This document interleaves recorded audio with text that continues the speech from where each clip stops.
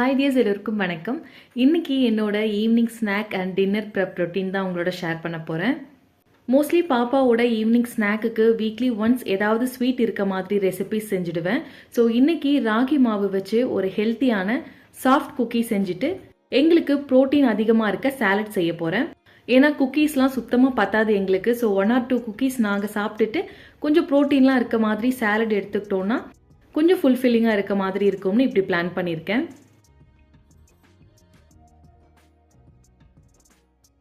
Nuts powder காலி ஆகிடுச்சு, அதனால ஃப்ரெஷ்ஷாக செஞ்சுட்டு அதை குக்கீஸில் ஆட் பண்ணி செய்ய போகிறேன். கடாயில் 8 பாதாம் 8 முந்திரி சேர்த்து மைல்டாக ட்ரை ரோஸ்ட் பண்ணிவிட்டு இதை ஆற வச்சிடலாம். ஒன்ஸ் இது நல்லா ஆறுனதுக்கு அப்புறமா மிக்சி ஜாரில் ட்ரான்ஸ்ஃபர் பண்ணிவிட்டு இதோட ஒரு சின்ன ஏலக்காய் சேர்த்து நல்லா கிரைண்ட் பண்ணி எடுத்துக்கலாம். ஒரு அரை கப் நெய்யை மெல்ட் பண்ணி வச்சுருக்கேன் மாவில் மிக்ஸ் பண்ணுறதுக்காக. பவுலில் அரை கப் ராகி மாவு, அரை கப் கோதுமை மாவு, 1/4 கப் வெல்லம், நட்ஸ் ஏலக்காய் மிக்ஸ், அரை கப் அளவுக்கு மெல்ட் பண்ண நெய் சேர்த்து நல்லா மிக்ஸ் பண்ணிக்கலாம். மெல்ட் பண்ண நெய்யோட துருவின வெல்லம் சேர்த்து ஃபஸ்ட்டு நல்லா மிக்ஸ் பண்ணிவிட்டு அதுக்கப்புறமா மாவில் ஆட் பண்ணி மிக்ஸ் பண்ணால் இன்னும் ஈஸியாக இருக்கும் மாவு பிசைறதுக்கு. ஒருவேளை நெய் கம்மியாக யூஸ் பண்ணுறீங்கன்னா 1/4 கப் அளவுக்கு நெய் யூஸ் பண்ணிவிட்டு அதுக்கப்புறமா கொஞ்சம் கொஞ்சமாக தேவையான அளவுக்கு சுடுதண்ணி இல்லைனா பால் ஆட் பண்ணி மாவு பிசைஞ்சிக்கலாம். இந்த அளவுக்கு நல்லா மாவு ரெடி பண்ணதுக்கப்புறமா ரோல் பண்ணி ஷேப் பண்ணிவிட்டேன். இட்லி பாத்திரத்தில் 1 கப் அளவுக்கு சால்ட் சேர்த்து மீடியம் ஃப்ளேமில் வச்சு ப்ரீஹீட் பண்ணிக்கலாம். இப்போ பிளேட்டில் நெய் நல்லா அப்ளை பண்ணிவிட்டு ஷேப் பண்ண குக்கீஸ் வச்சுட்டு ஒரு 20 to 25 மினிட்ஸ்க்கு மீடியம் ஃப்ளேமில் வச்சு குக் பண்ணி எடுத்துட்டா அவ்வளோதான் ஹெல்த்தியான ராகி குக்கீஸ் ரெடி.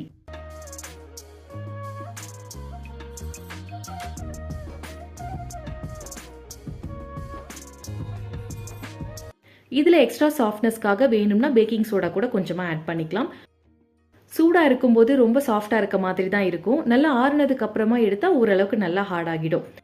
அண்ட் அதே போல் இது வந்து சாஃப்ட் குக்கிங்கிறதுனால ரொம்ப கிறிஸ்பியாக இருக்காது. பேபிஸ்க்கு சாப்பிட ஈஸியாக இருக்க மாதிரி உள்ள நல்லா சாஃப்டாகவே இருக்கும். இதில் ஸ்வீட்னஸ்க்கு வெல்லம்க்கு பதிலாக டேட்ஸ் பவுடர் கூட நம்ம ஆட் பண்ணி செய்யலாம். இந்த குவான்டிட்டிக்கு எனக்கு 7 to 8 குக்கீஸ் கிட்ட வந்துச்சு. ஒருவேளை நீங்கள் அதிகமாக செஞ்சு ஸ்டோர் பண்ணி வைக்கணும்னா நல்ல ஏர்டைட் கண்டெய்னரில் ஸ்டோர் பண்ணி வச்சா ஒரு 2 வீக்ஸ்க்கு நல்லாயிருக்கும்.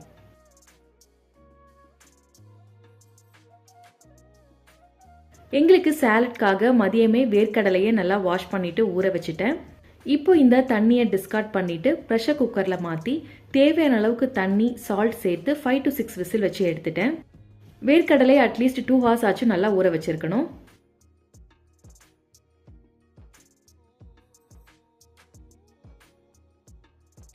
வேர்க்கடலை நல்லா வெந்திடுச்சு. இப்போ இதை பவுலில் ட்ரான்ஸ்ஃபர் பண்ணிவிட்டு இதோட ஃபைனாக சாப் பண்ண வெங்காயம், தக்காளி, துருவின கேரட், கொஞ்சமாக கொத்தமல்லி. ஆல்ரெடி வேர்க்கடலையை வேக வைக்கிறப்பயே சால்ட் ஆட் பண்ணதுனால இப்போ கொஞ்சமாக தான் ஆட் பண்ணியிருக்கேன். ஸ்பைசஸ்க்கு கொஞ்சமாக பெப்பர், சீரகத்தூள், மிளகாய்த்தூள், லெமன் ஜூஸ் கொஞ்சமாக சேர்த்து நல்லா மிக்ஸ் பண்ணிட்டா high protein peanut salad ready. எனக்கு இப்போ கூட காஃபி மார்னிங் அண்ட் ஈவினிங் 2 வேளையுமே எடுத்துக்கிற ஹேபிட் இருக்குது. பட் இப்போலாம் முடிஞ்ச அளவுக்கு அதோட குவான்டிட்டி கம்மி பண்ணிட்டேன். முக்கியமாக ஈவினிங்கில் இந்த மாதிரி ஃபுல்ஃபில்லிங்காக இருக்க மாதிரி ஸ்நாக் எடுத்துக்கிட்டோம்னா குவான்டிட்டி ஆட்டோமேட்டிக்காகவே கம்மியாக தான் எடுத்துக்கிறேன்.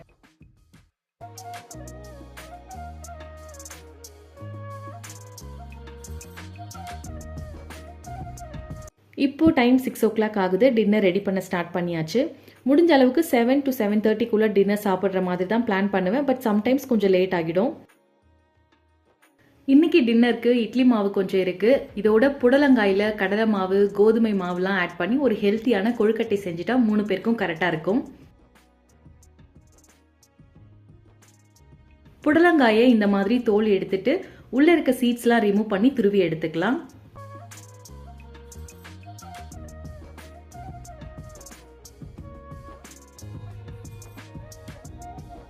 பவுலில் 1/4 கப் கடலை மாவு,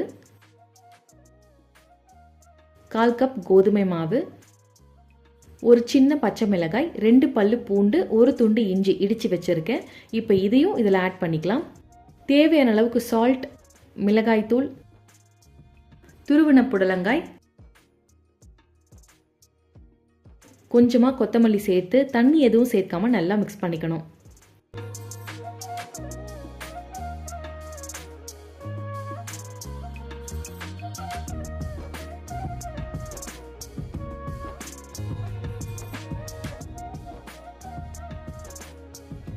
கையில் எண்ணெய் இல்லைனா தண்ணி தொட்டு இந்த மாதிரி ரோல் பண்ணி வச்சுக்கலாம்.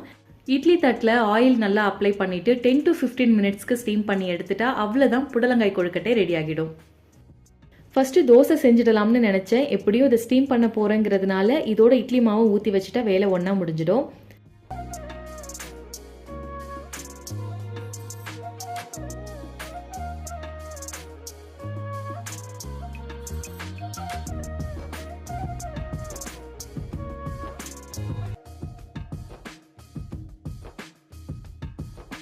இப்போ நல்லா வெந்துடுச்சு. இது கொஞ்சம் ஆறுனதுக்கு அப்புறமா இந்த மாதிரி கட் பண்ணி வச்சுட்டேன் இதை தாளிக்கிறதுக்காக. கடாயில் கொஞ்சமாக எண்ணெய் விட்டு நல்லா காஞ்சதும் கடுகு, கருப்பு எள்ளு, கருவேப்பிலை, அப்புறம் கட் பண்ணி வச்ச கொழுக்கட்டையும் சேர்த்து 2 to 3 மினிட்ஸ்க்கு நல்லா மிக்ஸ் பண்ணிவிட்டு ஸ்டவ் ஆஃப் பண்ணிடலாம். சைட் டிஷ்க்கு மதியம் வச்ச முருங்கைக்காய் சாம்பார் கொஞ்சம் இருந்தது. இதோட கொஞ்சமாக தேங்காய் சட்னியும் செஞ்சுட்டேன்.